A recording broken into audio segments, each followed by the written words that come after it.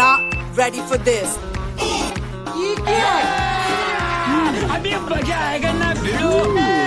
भैया खाना कैसा बना? दीदी एक नंबर दीदी। और कुछ लेके आओ। दीदी बहू, ये कौन है? ये तो मम्मी जी वो आज शराब निकाला था तो मुझे कौवे नहीं मिले तो मैं 2 कलवे ले आई।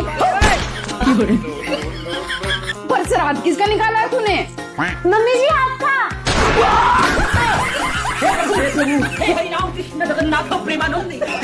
मम्मी जी मुझे याद था आपने कहा था सामने वाली से 2 कदम आगे चलना। मम्मी जी आज उसने अपनी सास का श्राद्ध निकाला। उसने सिर्फ हलवा बनाया, मैंने 2 मिठाई बनाई, हलवा और रसगुल्ला। उसने 1 कौवा जमाया, मैंने 2 कौवे जमाए।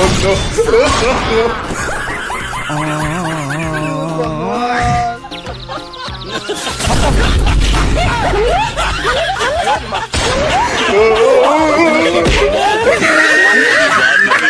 no.